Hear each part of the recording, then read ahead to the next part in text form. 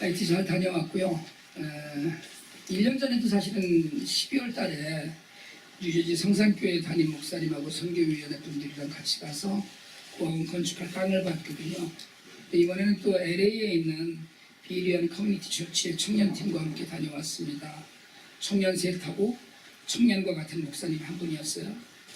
많은 도전도 받고 또 많은 생각을 하게 되는 시간이었는데요. 우선 좀 더 구체적으로 미래를 생각하는 그런 계기도 되었고요. 사실 이번에 그 같이 갔던 LA팀의 피러정 목사님은 제가 3년 전에 그 컴퓨션 비전 주립에 참석할 때 인솔자였거든요. 이번에는 제가 가이드였어요. 그 목사님은 사실은 열정, 영성, 긍휼 모든 것을 다 갖춘 분이었고 유머나 고뇌도 있는 분이었습니다. 한국말을 혼자 독학한 2세인데요. 그래서 입맛이 없다를 입덧이 없다 이렇게 얘기하고요. 치아에 이빨에 묶인 거 좀 빼겠다고 칠 좀 빌려주실래요? 이거를 갖다가 그렇게 해야 되는데 치질 좀 빌려주실래요? 이렇게 얘기하는 그런 분이에요. 꽤 오래 컴패션에 있었기 때문에 좀 더 조직적이고 구체적인 구제에 관한 비전들을 나눌 수 있었습니다. 영어 예배를 드리니 우리가 흔히 얘기하는 EM 교회인데 전 교인이 한 600명 되고요. 그 중에 청년이 250명쯤 된다고 자랑하더라고요.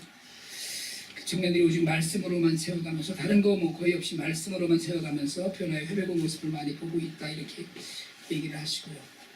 우리가 야고보서 50독 했는데 거기는 야고보서 암송을 한답니다. 통째로 전체 70명의 청년들이 말씀을 암송하고 그 암송이 끝나면 아웃리치를 간다고 그래요. 자기네 청년들 엄청 괜찮다고 입에 침이 마르도록 자랑을 하더라고요. 그래서 우리는 7명인데 그까지 250명 무섭지 않다. 아무것도 아니라 제가 그랬어요. 거기 청년 셋이 왔는데 엄당한 자매가 가볍게 그 3명을 제압하더라고요. 나 수고했어. 우리 7명 끝까지 250명 정도야 가볍죠. 어디다 비교를 하겠어요. 피로 목사님이 너무 몰라서 그러니까 제가 그냥 용서하기로 했어요. 5월 20일쯤에 아마 내년도 5월 20일쯤에 야고보서를 전체 암송한 청년들 중에 20여 명이 IT에 가서 고아원을 둘러보고 한 고아원에서 이틀 동안 집중적으로 아이들과 시간을 보낼 계획을 놓고 기도하기로 했습니다. 그리고 마침 그 첫날부터 아픈 아이들을 계속 이제 저희가 보고를 하셨는데 9월 말에 갔을 때 문 집사님하고 제 아내가 피부병 아이들 이렇게 닦아주고 약 발라주고 왔는데 그 아이가 여전히 그런 심각한 피부병 가운데 있는 거예요. 조금 나아지니까 기대를 했었는데 그래서 또 이제 다은 자매랑 제 아내가 또 닦아주고 이제 약 발라주고 그랬어요. 그래서 피라 목사님이 병원 이야기를 하더라고요. 아이들 병원 보내는 이야기를.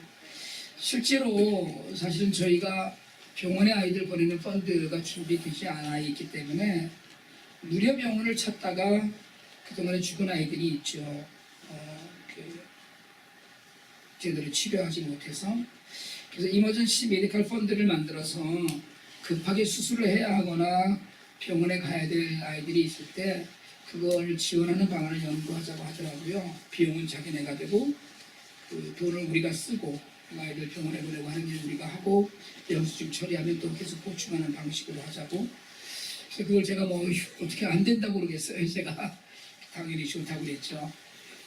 당장 먹이는 일, 그동안에 먹이는 일, 가르치는 일, 조금씩 약대는 일도 사실은 벅찼었는데 그렇게 이제 그런 이야기를 하다가 삼성고아원에 가서 한 3주 전에 팔이 손목이 부러진 애가 있었거든요. 저희가 그게 한 800불쯤 된다고 그래서 저희가 돈 모아서 보내고 모금이 좀 늦어서 송금도 좀 늦어졌죠.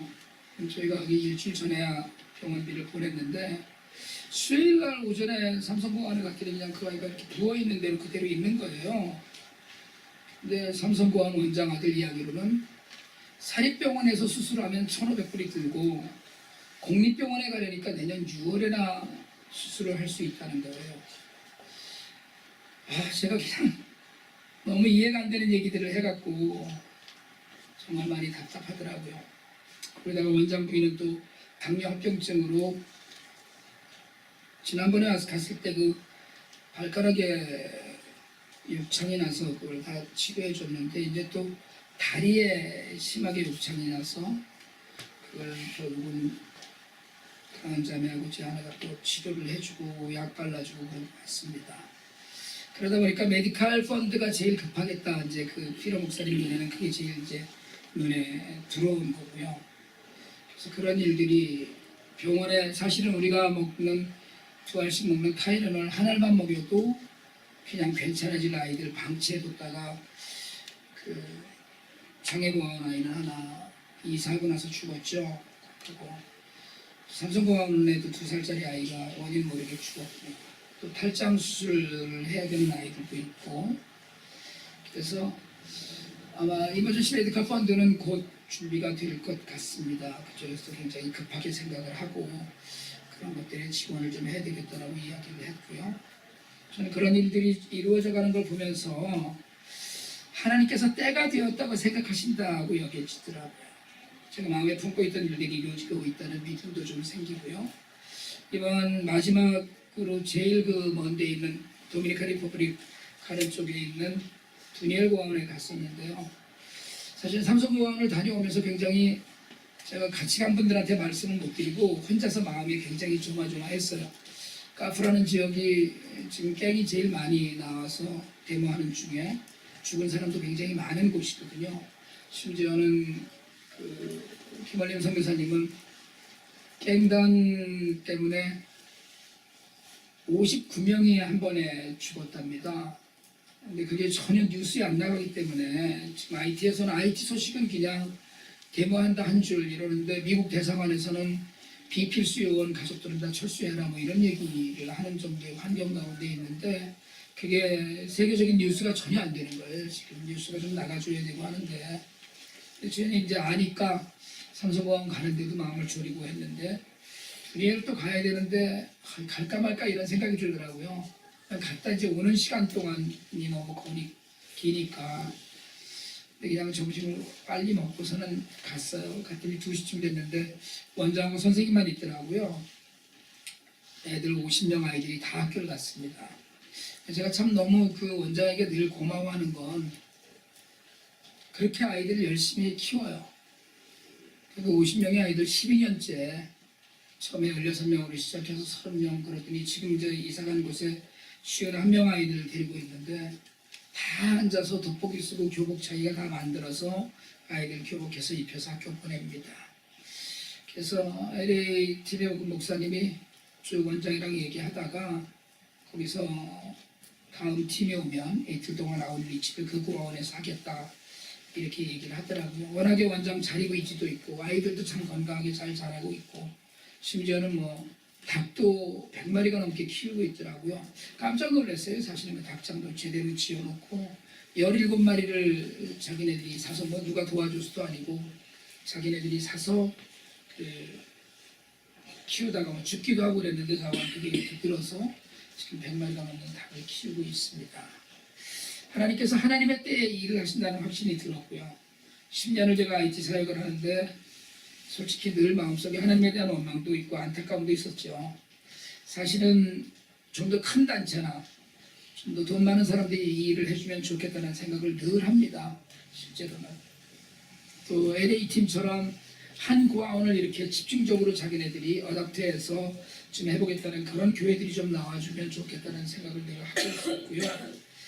그다음 또 아픈 애들 때문에 많이 속만상해 있었죠. 그런데 이번에 여러 가지 시스템이나 운영 문제에 관해서 많은 인사이트를 받았습니다. 지금은 이제 제 숙제는 어쩌면 10년 안에 이 일을 물려받을 사람을 세우는 것인데요. 그러려면 적어도 2, 3년 안에 사람이 나타나줘야 되는 거거든요. 이런 문제에 대한 기도도 구체적으로 하게 되었습니다.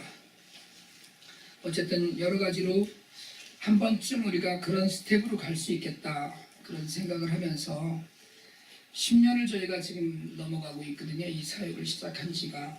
근데 이제 제가 혼자서 막 뛰어다니지 않아도 하나님이 고아원들을 이렇게 하나씩 좀 양육하실 그런 때가 되지 않았나 하는 그런 기대를 하고 기다리려고 합니다. 사실은 그 예수님을 기다린다는 예수님의 탄생과 다시 오심을 기다린다는 대강절인데요. 지난주에도 말씀드렸지만 믿음은 기다림입니다. 기다리는 거거든요. 하나님의 때를 기다리고 예수님이 오실 것을 기다리는 것인데 여러분 사실은 오늘날 교회는 기다림을 많이 잃어버렸습니다. 편안한 가운데 현실은 기독교는 현실의 종교가 아니고 미래를 향한 종교입니다. 물론 모든 종교가 미래를 이야기하죠.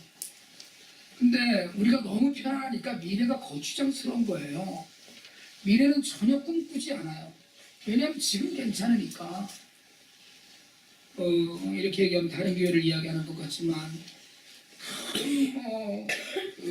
건물에 정말 좋은 시설에 그렇게 편안한 편리한 여러 가지 설비에 이런 걸 해놓고 나니까 그냥 모든 것이 다 부족함이 없는 거죠. 그러니까 미래는 바라보지 않아도 되는 거예요. 현실만 있으면 지금 좋으니까. 그러니까 지금 이대로가 좋사오니 하는 것이 신앙이 아닌데 우리 그걸 마치 복이라고 선전하는 것처럼 이야기합니다. 우리 시간표가 있어서 하나님 기다릴 필요 없다 이런 생각을 지금 많이 하거든요. 그러니까 현실이 좋으니까 미래가 간절하지 않은 거예요. 하나님 정말 주님 얼굴 뵙고 정말 좋아질 날이 있습니다. 그러니까 생각만 해도 좋은데 주 얼굴 뵐 때 얼마나 좋으려 하는 그 찬송처럼 정말 우리가 이 현실 동안이 좋기 때문에 간절히 주님을 사모하는 이게 없어진 거예요. 기다리지 않아요. 또 반대로 현실이 너무 험하기 때문에 미래는 생각도 못하는 거예요. 이만하면 됐다는 생각에 영적인 각성이 필요 없어지고요. 반면에 도저히 안 되겠다는 내 생각에 넘어져서 하나님을 올려다볼 용기도 없어지면 그것이 이제 믿음을 지금 변질되어 가고 있는 믿음에 관한 이야기거든요. 신앙의 핵심은 여러분 지금이 아닙니다. 물론 지금도 그 지금 있는 믿음으로 가는 거지만 신앙은 미래예요. 앞으로 나가는 겁니다. 현실이 좋다고 현실이 절망적이라고 그렇게 주저앉아 있는 것이 아니라는 거예요. 내 모든 문제보다 크신 분이 하나님이시거든요. 우리가 기도하지 않고 하나님을 바라보지 않아서 내 문제가 더 커 보일 뿐이지 사실은 저 혼자 생각에는 IT 고아원 10군데, 고아들 400명 10년 동안 해왔으면서도 또 앞날에 대해서 늘 걱정해요. 그러나 사실은 제가 바른 믿음 가운데 있다면 하나님 앞에서 그게 아무 문제도 아니라는 거예요. 하나님이 인도하신 것을 늘 간증하고 다니죠. 그래도 사실은 믿음이 부족하기 때문에 때로는 끼니를 걱정하고 병원비 걱정하고 그리고 투정 부리고 있어요.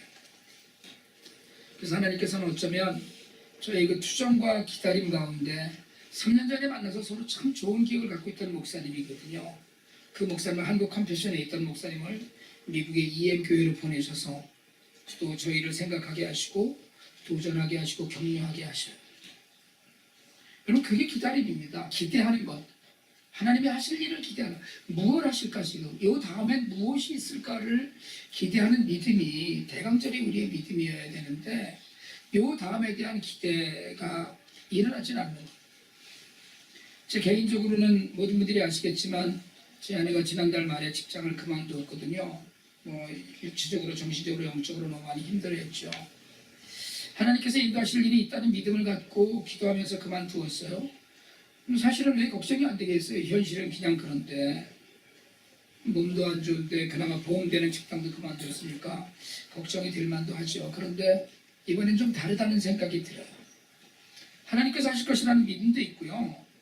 이만큼 오고 나니까 하나님께서 무엇인가 하실 것이라는 기대가 있어요. 여러분 저는 이 대강절에 이것이 우리에게 주신 은혜라고 저는 믿습니다. 주님께서 이 땅에 오셔서 우리를 구원하신 것은 추상적인 일이 아니고 구체적이고 역사적인 사실이거든요. 그리고 그 구원 안에서 우리로 하여금 변화와 순종을 요구하시는 거예요. 우리에게 현실에서 일어나서 변화하라고 그러시는 거거든요. 우리에게 지금을 보지 말고 다가올 하나님의 나라, 이 땅에 세워져 갈 하나님의 나라를 보라고 하는 것, 그리고 그것을 믿는 것이 사실은 구원입니다. 오늘 우리가 읽은 본문은 예수님께서 사탄에게 시험을 받으신 후에 갈릴리 여러 회당을 다니시다가 가르치기 시작하시면서 누가복음 4장에서 나사렛 회당에서 읽으시는 성경 본문입니다. 그리고 주님은 이 말씀을 읽고 오늘 이 말씀이 너희 귀에 응하였다고 얘기하셨어요. 우리의 얽매인 믿음을 풀어서 기쁨을 누리게 하시려고 오신 주님이 이사야의 예언이 이제 응했다고 말씀하셨습니다. 그게 2000년 전의 사건이에요. 그리고 그 2000년 전의 역사적인 사건은 오늘 우리에게도 적용되고 선포되는 것이거든요. 대강절의 특별함이라는 건 우리가 주님의 오심을 다시 묵상하는 귀한 시간이라는 데 있습니다. 이 땅에 오신 주님을 다시 만나서 누려야 될 자유가 이 안에 있는 거거든요. 가난한 자라고 이야기했는데 원래 상처나 억압으로 인해서 고통받는 자라고 이야기합니다. 낙담 중에 있던 이스라엘 백성을 뜻하기도 하죠. 그런데 주님 그런 얘기 하셨거든요. 산상수훈에서 심령이 가난한 자는 복이 있나니. 가난한 자에게 아름다운 소식은, 심령이 가난한 자에게 아름다운 소식은 천국이 저의 것임이라는 약속이었습니다. 그것보다 더 아름다운 소식이 어디 있겠어요. 마음이 상해서 상처를 입어서 아파서 인간의 힘으로 치유되지 않는 상처를 안고 사는 자들을 고치시겠다는 거예요. 그래서 사람들이 사실은 상처를 안고 사는데 그 가운데 사람에 의한 것, 여러분 사실은 우리가 다 상처가 있습니다. 사람들에게는.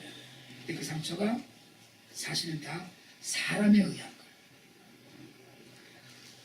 가까운 사람이든 거래를 하는 사람이든 아는 사람들, 어떤 관계로든 관계가 있던 사람들에 의해서만 상처가 생겨요.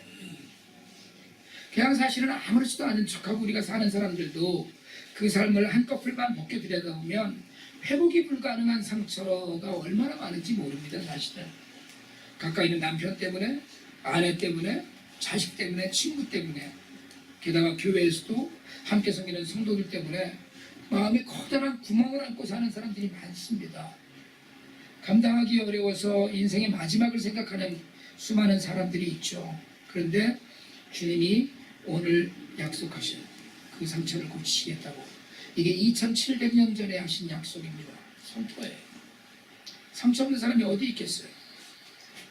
여러분 인생을 살면서 지금까지 꽃길만 걸어온 사람이 어디 있습니까? 전혀 없습니다. 다들 험한 길을 걸어서 여기까지 온 거예요. 그러다 보니까 뜻하지 않게 여기저기 찢기고 찔려서 그 상처가 커다랗게 마음에 남아요. 여러분 바라기는 주님을 만나시길 바랍니다. 기다리던 그분을 이번 성탄절에 이 대강절 기간에 다시 한번 만나시길 바랍니다. 우리가 치유받고 건강하게 살 수 있는 길은 주님을 만나는 거예요. 우리는 생각하죠. 우리가 늘 예수를 믿고 산다고, 우리가 구원받은 그 하나님의 백성이라고, 그래서 우리가 예수님과 늘 동행한다고 생각합니다. 임마누엘의 하나님이 나와 늘 함께 하신다고 그렇게 믿고 살아요. 그런데 사실은 주님은 우리에게 당신을 간절히 기다리라고 얘기하셔요. 교회 다닌다고 사람들이 다 예수를 만나는 게 아닙니다. 구원을 받았다는 증거는 변화인데, 구원받았다는 증거는 변화예요. 여러분 변화가 없으면 주님을 진심으로 만나야 합니다.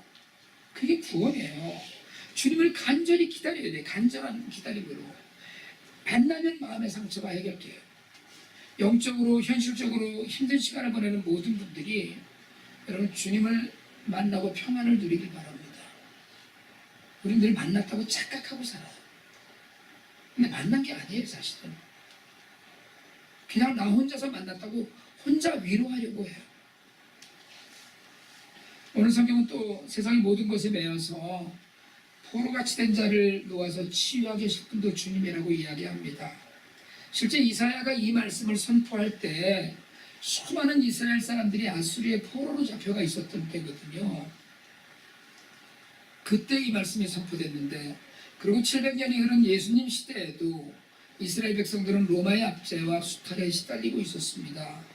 그러니까 이 메시지가 그 당시의 사람들에게는 정말 나를 보내서 마음이 상한 자를 고치고 포로에게 자유를 준다고 하는 이 말씀이 얼마나 힘이 되었겠어요.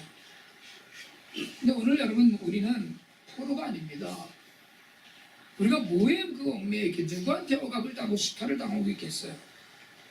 우리는 자유인이라고 얘기해요. 근데 여러분 정말 우리가 자유인입니까? 우리가 그 어떤 것의 포로도 아닌가요? 여러분, 마귀의 포로가 되어 살아가는 성도들도 많이 있습니다. 실제로는 하나님 앞에 나와서 하나님을 찬양하고 기도하고 성경을 읽지만 여전히 마귀에게 붙잡혀서 악한 것을 끊어내지 못하고 사는 그런 크리스찬도 많이 있어요.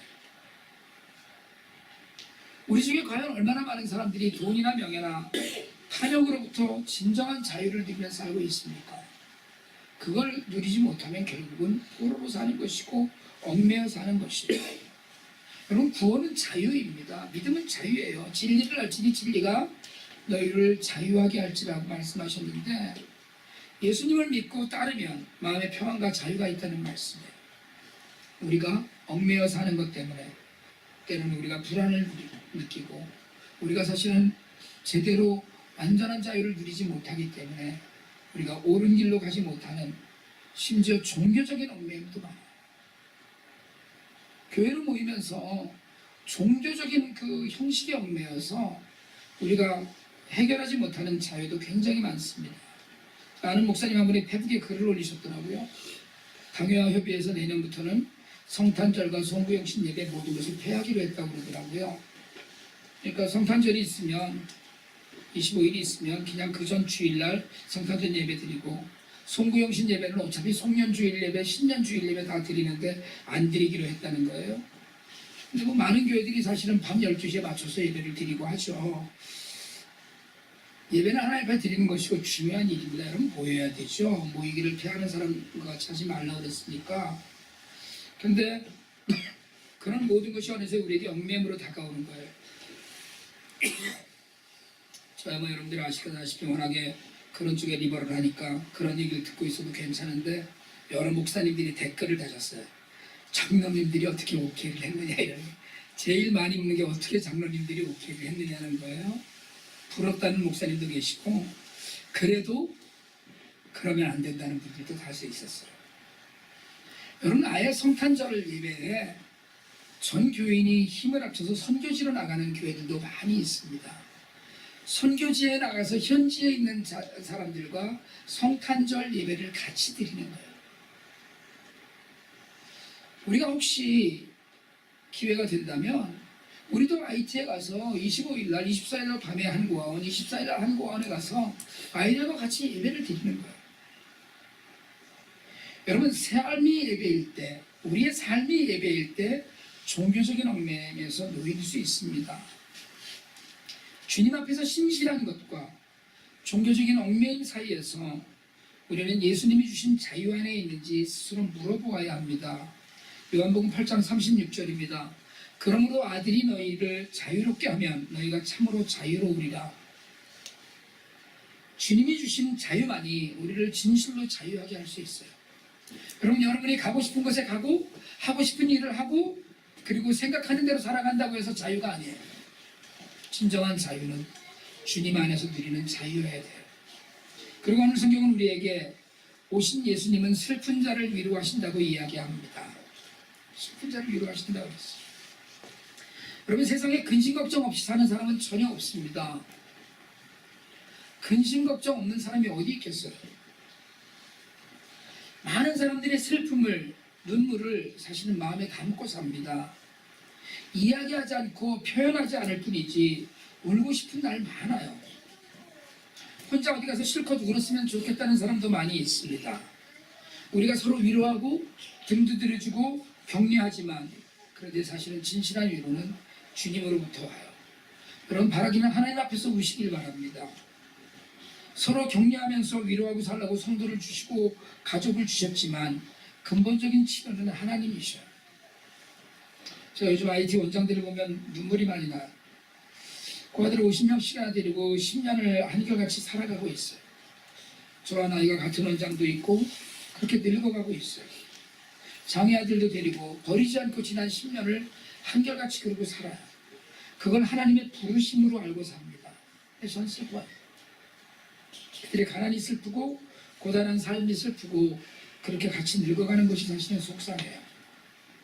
근데 여러분, 제가 고아원 아이들 때문에 슬퍼하고 속상해하는 것보다 더 큰 슬픔이 우리의 영혼의 가난이에요. 여러분, 우리의 영혼이 가난하다는 사실이 우리를 슬프게 합니다. 영적인 가난을 벗어나지 못하는 우리를 위로하시는 하나님을 알아보지도 못하고 간절히 기다리지도 못해요. 하나님 앞에서 울고 하나님 앞에서 몸부림치는 시간이 있어야 되는데 하나님은 너무 멀리 계시다고 그렇게 생각하기 때문에 하나님 앞에서 울지를 못해요.